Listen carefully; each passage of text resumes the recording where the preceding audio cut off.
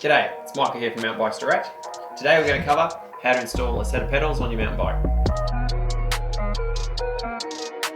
So installing pedals on your mountain bike is a pretty simple job. However, there's a few things you've got to know so you don't stuff it up. Otherwise, it can be quite expensive to fix. So the first thing you're going to need is to determine what size tool you're going to need to get it off. So there's three typical styles that you'll find. One is a 6mm Allen key that screws in from the back. Next is an 8mm Allen key that screws in the back. Or there's a 15mm flat. Some even have a combination of a 6mm Allen key in the back and a 15mm flat. So you can use a pedal spanner, which is essentially just a 15mm wrench.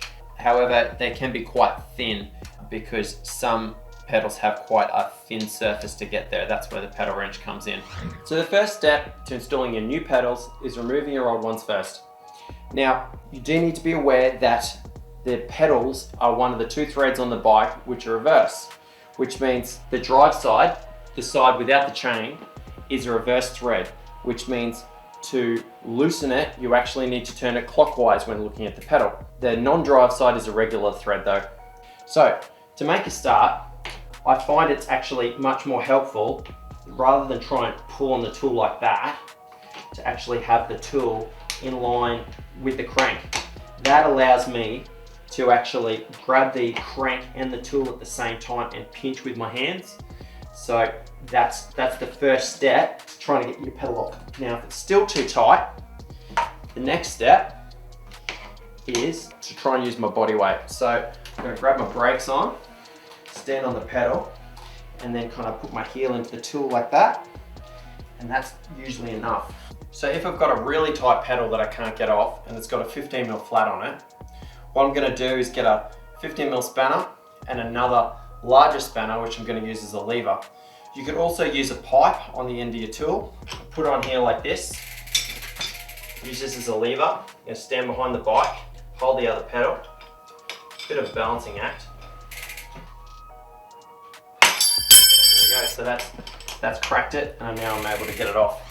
Another thing you can do, if your pedal's very tight and it also happens to have a 15mm flat plus an Allen key on the back, you can torque both at the same time.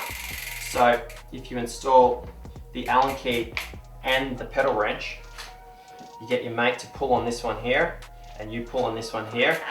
At the same time, you can lift upwards and get it off that way as well. So we're going to repeat the same to the other side, except on the drive side, it's a regular thread. So anti-clockwise is going to get it undone. The old pedal's off, it's time to put your new ones in. So now we come to the most important part of installing your pedals, getting the correct pedal in the correct side. Because one of the pedals uses a reverse thread, if you install the wrong pedal in the wrong side, you'll damage the crank and you'll probably need to get it repaired by a mechanic. Nearly all pedals are going to have a marking on them, the saying right or left. So you typically just look for an R or an L on the pedals. If you are unsure, have a look at the thread on the actual pedal itself to make sure you've got the right one. And just remember, the drive side is the normal thread, the non-drive is a reverse thread. Okay, so before we install the pedals themselves, we're just going to put some grease on the thread here. Wipe the old one, just any excess dirt, maybe building up around there. Now I'm going to put the Allen key in from the back. This is quite important. We have to make sure the pedal itself is going in straight. So you can do it by just eyeballing it. So line it this way, line it this way, and just wind it in.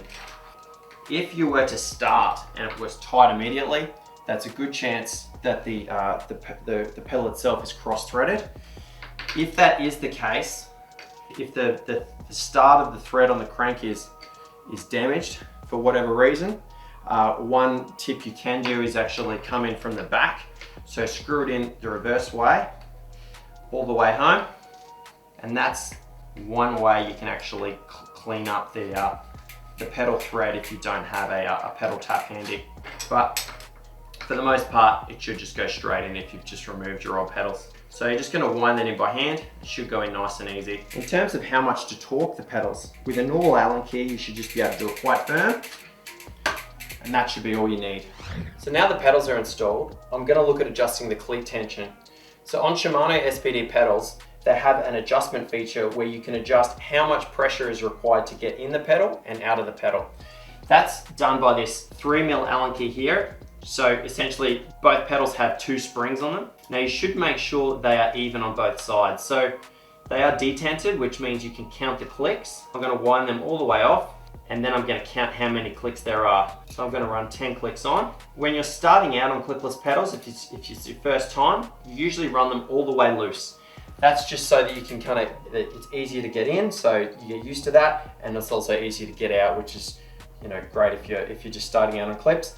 As you get stronger and more used to the pedals, you are going to put more force on them. So the last thing you want is the pedal unclipping inadvertently. So you want to tighten that up as you get comfortable with it. Now I'm just going to copy that exact same setting on the other side here. Now I'll just take them for a ride, see how they feel. If they're a bit loose, I might add another two clicks on each spring. If they're too tight, might take 2 off. And that's it. That's how to install a set of pedals on your bike. I hope you found that helpful. If you have, please subscribe for more MTB related tips.